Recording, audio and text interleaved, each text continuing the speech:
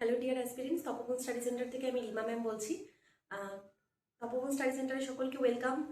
আমি আজকে এই ভিডিওটা করছি তাদের জন্য যারা এলপি অ্যাসপিরেন্টস ছিলেন।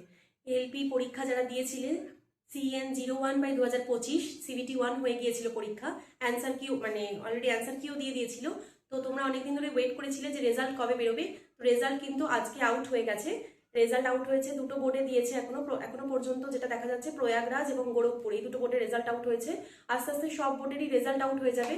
এবং CBT 1-এর যেটা দেখা যাচ্ছে যে 100-র মধ্যে ওরা স্কোর দিচ্ছে, 100-এর মধ্যে কাট অফটা দেখাচ্ছে। যেটা দেখতে পাচ্ছি যে ইউআরদের জন্য 80 মতন উঠেছে, মানে আউট অফ 100 এটা দিয়েছে। এবং ইউআরদের যে 80 উঠেছে, তোমরা তো পরীক্ষা সবাই 75-এ দিয়েছিলে। তো র মার্কস যেটা বোঝা যাচ্ছে যে 80-র মধ্যে 100 মানে ইন্টু 75 যদি করি, তাহলে দেখতে পাচ্ছি ইউআরদের জন্য 60 মতন যাচ্ছে, মানে র স্কোর 60 পেলে হচ্ছে।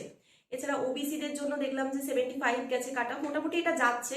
এখনো পর্যন্ত ট্রেন্ড দেখলাম যে দুটো বোর্ডে এরকম আছে 75, মানে অর্থাৎ র স্কোর যেটা 56.25। এবং SC/ST কাস্ট মোটামুটি কাছাকাছি 69 মতন গেছে 100-র মধ্যে, অর্থাৎ 51 র স্কোর উঠছে। এবং ইডাব্লিউএস ক্যান্ডিডেটদের জন্য দেখলাম যে 58% মতন, অর্থাৎ মানে র স্কোর যেটা 43 মতন পেতে হতো 75-এর মধ্যে।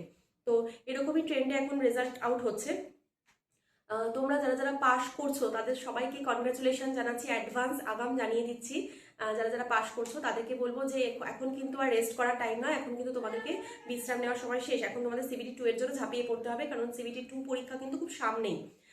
যেটা মনে করা হচ্ছে যে CBT 2 পরীক্ষা কিন্তু জুলাইয়ের 12 তারিখের পরে যে কোনো সময় হয়ে যেতে পারে, কন্ডাক্টেড হয়ে যেতে পারে CBT 2। তো হাতে খুব অল্প সময় আছে, তোমরা কিন্তু ভালো করে পড়ো। খুব most probably last week of July, মানে জুলাই লাস্ট উইকটা খুব খুব ভাইটাল, যে ওই সময় তো মানে হবেই, মানে হয়েই যাবে আর কি, জুলাইয়ের মধ্যেই হবে 12 তারিখের পরে যে কোনো দিন। আর লাস্ট উইকে হওয়ার সম্ভাবনাও বেশি। তো অবশ্যই খাটো পার্ট এ পার্ট বি দুটোর জন্য। আর তোমাদের পড়তে হবে পার্ট এতে, যেমন তোমাদের বেসিক সায়েন্স ইঞ্জিনিয়ারিং থেকে বেশি কোয়েশ্চেন আসবে, ম্যাথ রিজনিং আছে, ড্রয়িং আছে। এখান থেকে ম্যাক্সিমাম স্কোর করতে হবে, কারণ এখান থেকে তোমাদের মেরিট লিস্ট হবে, এখান থেকেই তোমরা যা স্কোর পাবে স্কোর করবে। আর পার্ট বিতে তোমাদের নিজের ট্রেডটা তো ভালো করে পড়তেই হবে, কারণ সেটাতে তুমি যদি মানে আউট অফ 75 26.25 না তোলো তাহলে কোয়ালিফাই তো হবে না। ওটা তোমরা ভালো করে অবশ্যই পড়বে। আর যারা মানে এখনো পর্যন্ত এলপি CBT 1-এর এই 01/2025-এ স্কোর কার্ডের লিঙ্ক এখনো দেয়নি, স্কোর কার্ডের লিঙ্ক খুব তাড়াতাড়ি হয়তো তোমাদেরকে দিয়ে দেবে। অফিসিয়াল ওয়েবসাইটটা তোমরা ফলো করো, স্কোর কার্ড পেয়ে গেলে তোমরা জানতে পারবে কি কত স্কোর করছো। তখন যদি কেউ দেখো যে খুব বর্ডার লাইনে গিয়ে তুমি ফিরে আসলে, 0.5-এর জন্য হলো না, বা মানে 1 নম্বরের জন্য হলো না, একদম ভেঙে পড়ো না। কারণ তুমি 90% কমপ্লিট করেছো, তোমার 10% কোনো কারণে হয়নি বা ভাগ্যের কারণে তুমি এটা কোয়ালিফাই করতে পারলে না। তার জন্য কিন্তু তুমি এইবারে যে পরীক্ষাটা হবে, আবার এখনো ফর্ম ফিল আপ চলছে, লাস্ট ডেট 14ই জুন 2026 এলপির।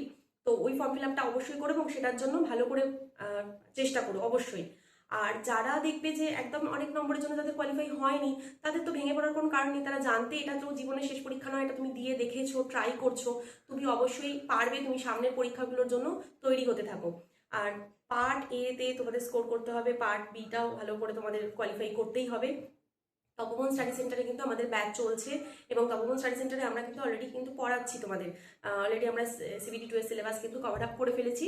তোমরা কিন্তু এখন থেকে ভালো করে প্র্যাকটিস করো, প্রত্যেকে প্র্যাকটিস করো, চর্চা করে যাও, আর কিন্তু লাস্ট মোমেন্টে হাল ছেড়ো না।